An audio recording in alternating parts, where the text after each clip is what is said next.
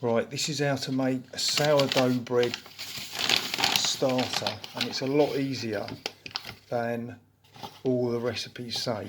So this is just strong white flour. So get a couple of tablespoons of this.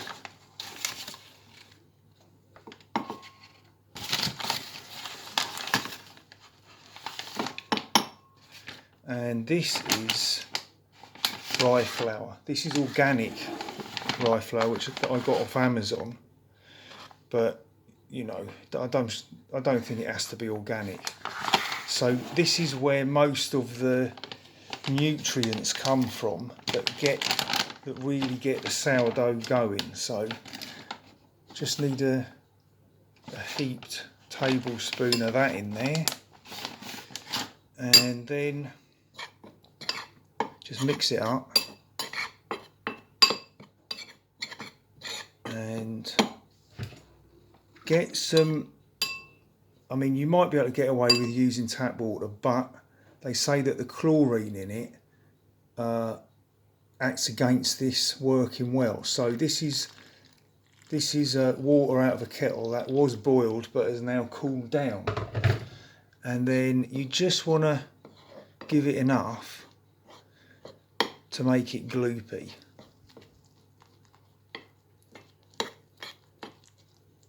So that might be, just need a little bit more water on that.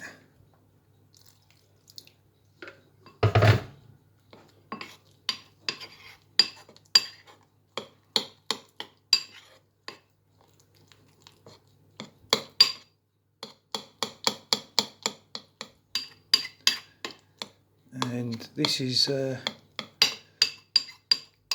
basically it. So if this needs to be covered, not sealed, just covered, and ideally it needs to be somewhere sort of 25 to 35 degrees centigrade to really help it get going.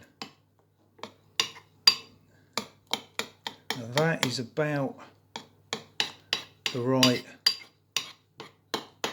consistency.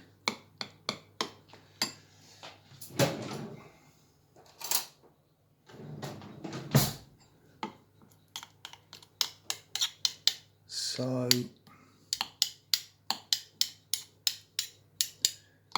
yeah, that's about all right. And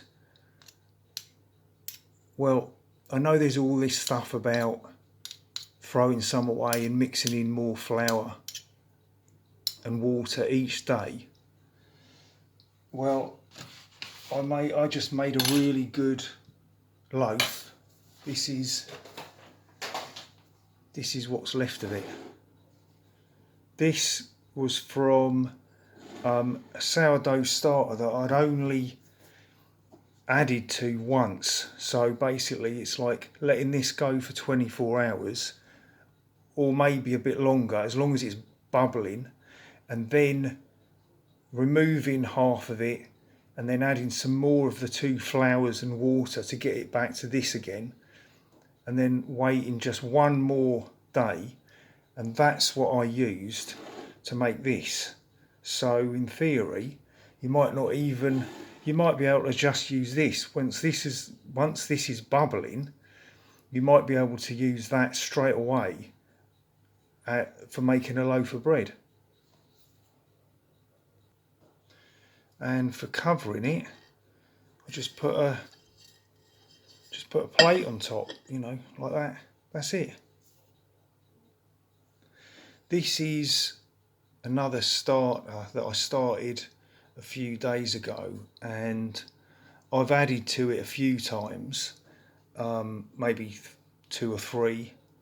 So I want to divide it. See, you can see, I hope, that it's got bubbles in it. Yeah. So I want to throw some of this away and then just top it up with more flour and that boiled and cooled water. Excuse me. And then, you know, that just sort of keeps it going. But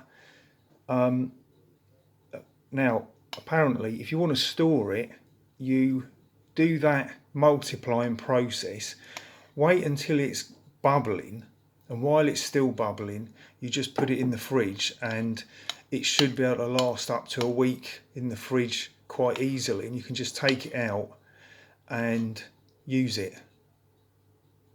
So yeah, all I'm gonna do with this is chuck out half of it and then top it up with that 2/3 plain white, strong plain white flour, 1/3 wholemeal rye flour, and a bit of water to make it gloopy, and that's it.